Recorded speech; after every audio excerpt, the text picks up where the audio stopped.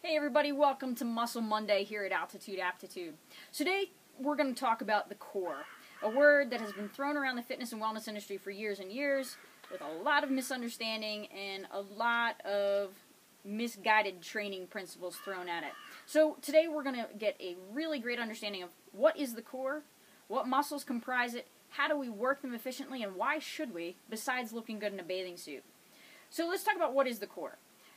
Most people think that the core is just this nice six-pack that you work really hard for a few months in the winter so that when you hit the bathing suit in the beaches during the summer you look good. That's not your core. That is your rectus abdominis. Your core is comprised of both front and back musculature, something called the lumbopelvic hip complex.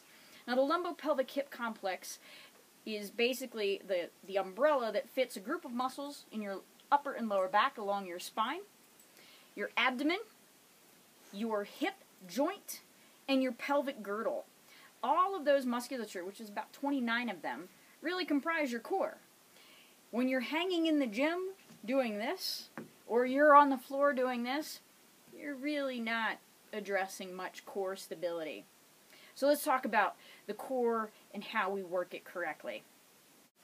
The core can be broken up into three systems: local stabilization system, global stabilization system, and the movement system. Breaking them up into these three regions gives us a better opportunity to sort of dissect what muscles comprise each one of those, how they're integrated together, and how when they work synergistically together, they allow our core to produce and generate the stabilization that allows for the force production in the rest of our kinetic chain. Our center of gravity comes from our lumbopelvic hip complex, that first bit that I just talked about. Your abdomen, your lumbar spine, your hips, your pelvic girdle. That center of gravity is where all of our force and stabilization comes from for every movement you can imagine, whether it's you eating a peanut butter and jelly, or you're doing an overhead squat or a clean and press, or burpees, or running a marathon. Our center of gravity is the epicenter of whether or not we move efficiently, whether or not we efficiently accelerate, decelerate, generate speed, and prevent injury. If we don't address the core or understand the core, we are missing a whole world of opportunity to progress as athletes, to progress as weekend warriors, or to simply be able to move efficiently, safely, without injury, and comfortably. So let's talk about it. So let's start with the local stabilization system. Local stabilization system consists of the muscles that attach directly to the vertebrae. They're responsible for proprioception, postural control, and they also have a direct effect on controlling too many compressive forces, shear, and rotation forces.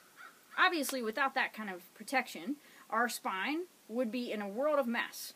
That's what the local stabilization system is designed to do. It directly creates force by creating tension in the fascial tissue of that low back region to compress against the spine, to not allow the shear, not allow too much rotation, and to control compression. Basically, they provide intervertebral support in between each one of those vertebrae. Hugely important. Now, the muscles that make up that local stabilization system consist of the transverse abdominis, the internal obliques, the multifidus, muscles of the pelvic floor, and the diaphragm. All of these muscles directly affect and create intra-abdominal pressure and tension in that thoracolumbar fascia that I just talked about in order to correct any sort of excessive compression, shear forces, and rotation forces. That pressure they create is what protects the spine. Now let's talk about the global stabilization system. The global stabilization system consists of muscle groups that attach from the pelvis to the vertebrae. These muscles are directly responsible for transferring loads from our upper extremity to our lower. Obviously a key component in a lot of our athletic movements, and even something as simple as bending down to pick up a bag of groceries, your dog, your kid, anything. The other thing that these groups of muscles do is they provide stabilization between the pelvis and the spine. Another key component of being able to move correctly and efficiently. When that interaction is weak, a lot of low back injuries occur.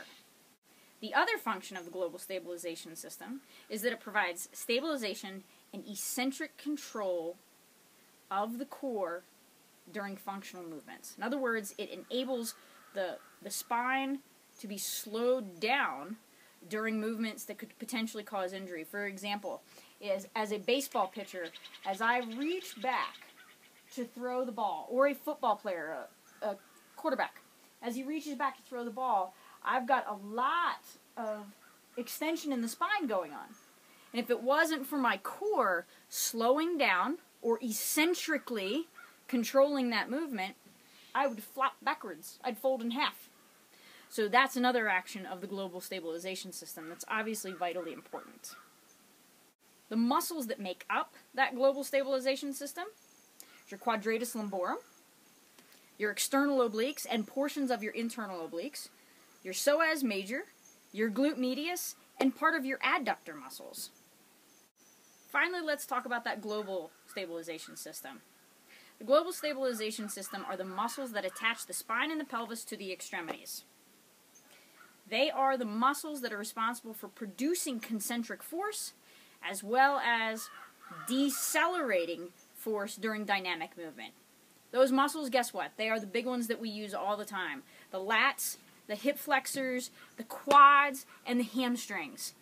Those muscle groups are typically the things that we always train first in the gym. From the standpoint of looking at those three systems that we just talked about, the movement system is the one that always gets the most attention when we train. But when you train these muscles independently, your lats, your quads, your hamstrings, and you ignore that entire system of the local stabilization and global stabilization, you are completely setting yourself up for not only injury, but you're limiting your availability to a ton of force that you're not even tapping into. So from a biomechanical standpoint, we need to be training this first, and then the force production and output of our extremities will be far greater than if we simply just train those extremities.